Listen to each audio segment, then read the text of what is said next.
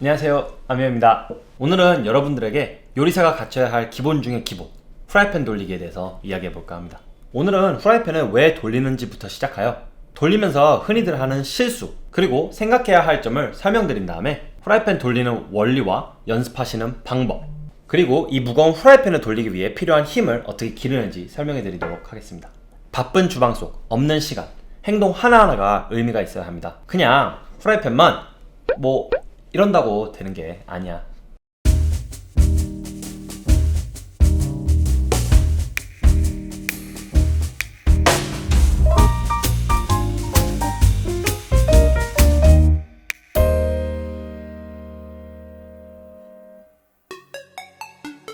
사실 결론부터 말씀드리자면 프라이팬만 이용하여 음식을 뒤집거나 움직이는 행위는 요리사한테는 꼭 필요한 기술이지만 일반 주부나 그냥 집에서 요리하시는 분들에게는 꼭 필요한 기술은 아닙니다. 하지만 주변 사람들한테 나 좀 요리 좀 해 라고 주장하고 싶으면 프라이팬 돌리는 거는 거의 기본입니다. 아마 요리사가 아니더라도 멋 좀 부리시고 싶으신 분들은 배워두시면 좋을 것 같습니다. 만약에 지금 이 영상을 보시는 분께서 현역 요리사라면 내가 프라이팬에서 음식을 제대로 돌리고 있는지 확인하는 영상이 될 것 같습니다. 프라이팬에서 음식을 움직여줘야 되는 이유는 많은 이유가 있지만 하나 가장 중요한 이유를 고르자면 Heat Distribution, 열 분배입니다. 스토브탑 위에 얹혀져 있는 프라이팬은 열이 항상 아래에서 위로 올라옵니다. 한마디로 무엇을 요리하시던 프라이팬 위에서 하는 요리는 프라이팬 바닥에 닿는 부분이 위에보다 훨씬 더 뜨거운 것은 당연한 이야기입니다. 프라이팬 돌리는 기술은 다른 도구를 사용하지 않고 음식을 뒤집어주고 돌려주면서 아래에서만 올라오는 열을 골고루 분포시켜주며 모든 재료들을 균일하게 익도록 해줍니다. 또 다른 이유는 속도입니다. 좀 전에 제가 이 프라이팬 돌리는 기술은 요리사한테는 꼭 필요한 기술이지만 일반인한테는 꼭 필요한 기술은 아니라고 말씀드렸습니다.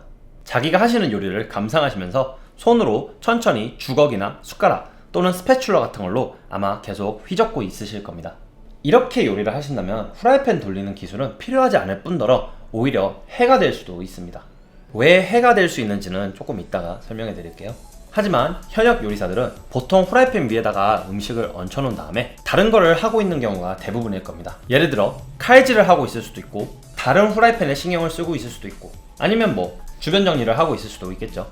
그렇기 때문에 한 손만을 이용해 프라이팬 위에 얹혀진 요리에 가해지는 열을 균일하게 분포해 줄 수 있는 이 프라이팬 돌리는 기술은 필수라고 할 수 있습니다. 방금 전 제가 프라이팬 돌리는 기술이 해가 될 수도 있다고 말씀드렸습니다.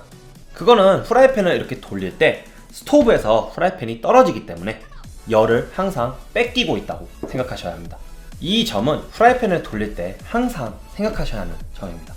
그렇기 때문에 불필요한 프라이팬 돌리는 기술은 사실상 조리 과정을 늦출 수 있기 때문에 좋지 않고 필요로 할 때만 하는 게 가장 좋습니다. 조리 과정이 늦춰진다는 건 시간뿐만도 아니라 음식이 불필요하게 잔열 위에서 계속 익는 것이므로 잃지 않아도 되는 수분을 잃을 수도 있습니다. 잠시 예를 들어 드릴게요. 말도 안 되는 예시지만 이해하는 데는 빠를 것 같습니다. 우리는 스테이크를 구울 때 프라이팬 위에다가 얹힙니다. 그리고 나서 우리는 집게를 이용해서 스테이크를 뒤집어 줍니다. 프라이팬은 스토브 위에를 떠나지 않고 고기를 재빨리 뒤집어주면서 위아래 면을 구워줍니다. 하지만 만약에 스테이크를 처음에 올린 후에 우리가 프라이팬을 들어서 스테이크를 이런 식으로 만약에 뒤집어 준다면 스테이크는 훨씬 더 오래 익혀야지만 같은 굽기를 달성하는데 시간이 더 오래 걸릴 테고 안에 우리가 흔히 말하는 핑크색이 조금 더 작을 겁니다. 예전에 프라이팬은 한 번만 뒤집어 주라 라는 설이 나왔었는데요. 이게 사실이 아닌 거는 밝혀졌지만 어느 정도 일리도 있는 말입니다. 프라이팬을 스토브탑 위에서 드는 행위와 같이 스테이크를 많이 뒤집어 준다는 것은 그만큼 열을 잃는다는 점인데요. 그렇기 때문에 나온 말이라고 생각합니다. 하지만 그 짧은 시간 떼가지고 뒤집는 그거의 컨세퀀스보다 균일하게 익히는 게 훨씬 더 좋기 때문에 이 뒤집는 행위가 스테이크 굽기에 있어서 전체적으로 해가 되진 않습니다. 자, 다시 한번 말씀드리자면 가장 빠른 조리를 위해서는 프라이팬을 스토브탑 위에서 떼지 않는 게 가장 중요합니다. 자, 이제 프라이팬 돌리는 기본과 원리를 알려드리겠습니다. 프라이팬은 항상 자신의 주손의 반대손으로 잡습니다. 저처럼 오른손잡이면 왼손으로, 왼손잡이라면 오른손으로. 그 이유는 아까 말한 대로 속도와 연관성이 있습니다. 주손은 도구를 들고 있어야 하기 때문에 반대손으로 프라이팬을 다룰 줄 알아야 합니다. 오른손으로 휘젓다가 도구 내려놓고 오른손으로 뒤집고 이러면 효율이 떨어지겠죠. 그리고 프라이팬을 잡을 때는 이런 깨끗한 수건이나 행주를 이용해서 프라이팬을 잡는 버릇을 들이는 게 좋습니다. 주방에서는 프라이팬이 오븐으로 들락날락 거립니다.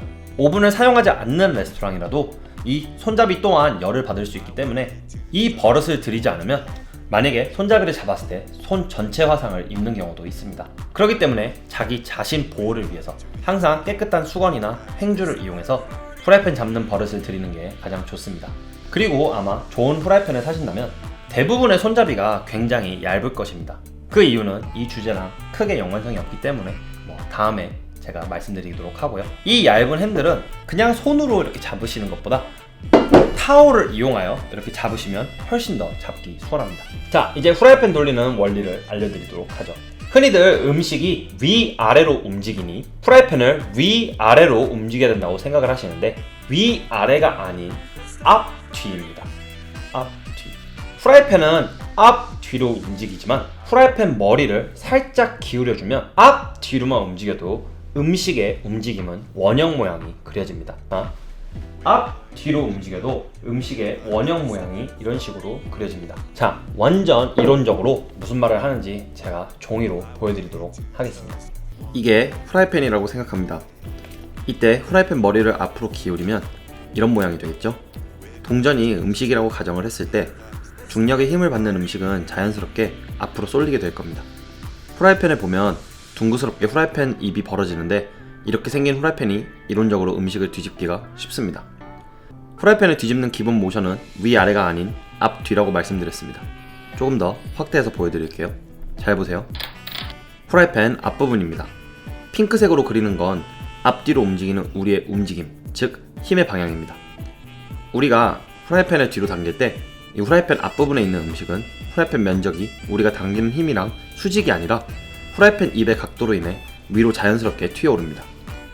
튀어오른 음식은 힘이 약해지면서 중력에 의해 프라이팬 뒷부분으로 떨어지겠고 프라이팬에 있는 재료는 중력과 앞으로 미는 힘으로 인해 프라이팬 앞부분으로 이동합니다.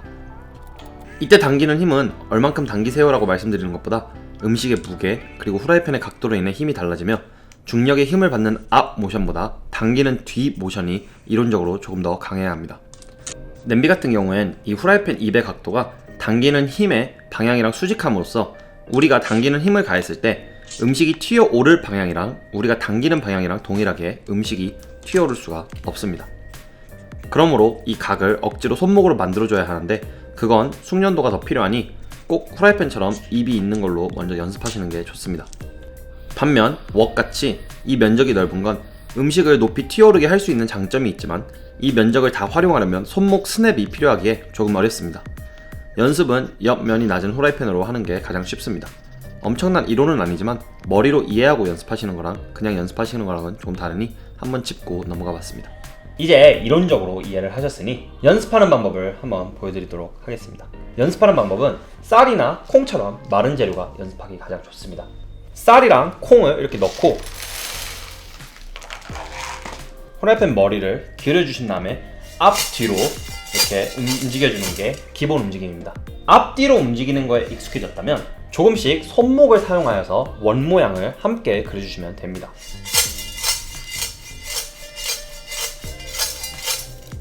이렇게.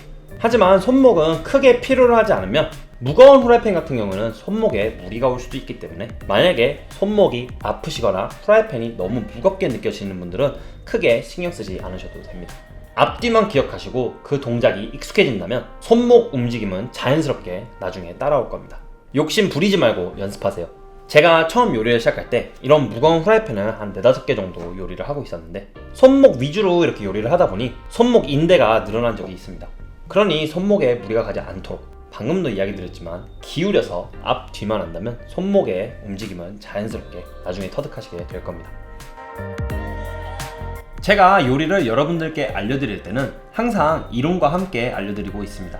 프라이팬 돌리는 이유는 방금 음식을 뒤집어주고 흔들어주며 열 분배를 위함이라고 말씀드렸습니다. 그렇게 된다면 음식이 뒤집히면서 열이 골고루 분포가 돼야지만 프라이팬 돌리는 목적을 달성한 건데 이 목적을 지금 제대로 달성하고 있나? 라고 궁금하다면 프라이팬 돌릴 때 보셔야 할 게 있습니다. 맨 앞에 있던 재료가 맨 뒤로 뒤집혀서 오는지, 그리고 프라이팬 안에 있는 모든 재료가 전체적으로 움직이는지, 이 두 가지입니다.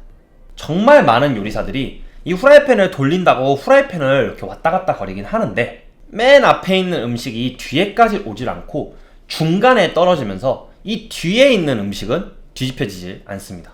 그렇게 된다면 후라이팬 앞부분에 있는 재료만 왔다 갔다 거리는 거고, 뒤에 있는 거는 거의 열 분배가 안 되는 거겠죠?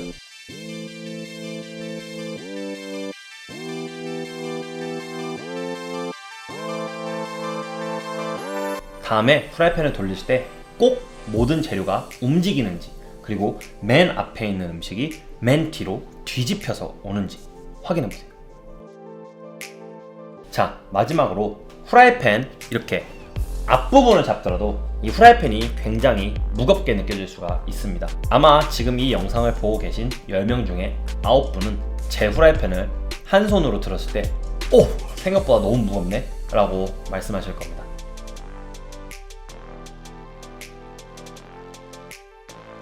레스토랑에서 사용하는 프라이팬들도 굉장히 다 무거운데요. 아까 제가 요리를 처음 시작할 때 프라이팬을 돌리면서 손목 인대가 늘어난 적이 있다고 말씀드렸죠. 물론 그때는 제대로 된 테크닉을 터득하지 못해서 인대가 늘어난 건 사실이지만, 단련된 근육이 없었기에 인대가 늘어난 것 같습니다.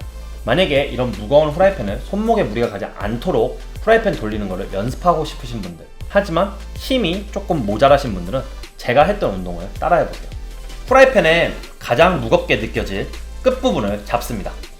자, 수건 없이 해볼게요. 끝부분을 이렇게 잡아줍니다. 프라이팬이 가장 무겁게 느껴지겠죠? 여기 앞에 잡는 것보다. 그리고 쭉 뻗은 다음에 프라이팬을 위로 올려줍니다. 그 다음에 앞으로 천천히 내려가는 겁니다. 이렇게 다시 올려주시고요, 다시 내려주시고. 이 프라이팬 굉장히 무겁습니다. 다시 한번 보여드릴게요. 여기 이렇게 서서 팔을 쭉 뻗고 이렇게 내려가서 몇 초 있다가 다시 올려주고. 자, 이거를 이제 수건을 이용하여 연습을 하자면, 잡아주신 다음에 쭉 뻗고 프라이팬을 내려서 이렇게. 조금 치팅을 하시고 싶다 이러면 프라이팬 엄지를 이렇게 잡아주셔도 됩니다. 하지만 정말 제대로 만약에 힘을 기르시고 싶은 분들은 엄지를 그냥 프라이팬 잡는 듯이 이렇게 잡아주세요.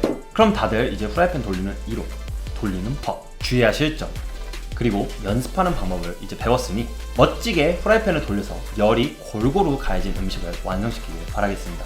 마지막에 예전에 무그미트 하면서 쌀 한 톨이 아까웠을 시절에 제가 어떻게 연습했는지 쿠키 영상으로 보여드리며 이 영상을 마무리 짓도록 하겠습니다. 그러면 오늘도 여기까지. 아, 이거 진짜 오랜만에 만들어보네. 자, 저는 25센트짜리 4개를 준비했습니다. 한국 동전이랑은 100원짜리랑 크기 동일합니다. 테이프,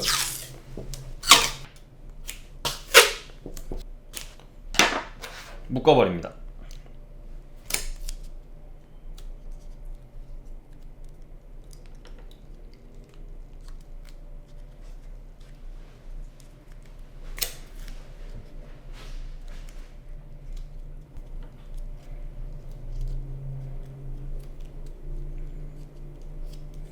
잘 붙도록 해주시고요. 그 다음에 표면을 마크해줍니다. 뭐 1번, 2번 뭐 이렇게 해도 괜찮고요. 2번.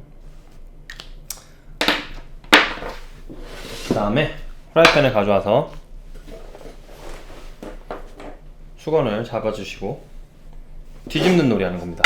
앞, 뒤, 앞, 뒤, 앞, 뒤, 앞, 뒤, 앞, 뒤, 앞.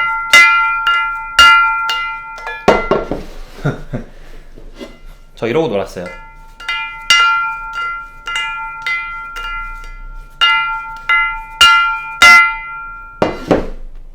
그럼 끝!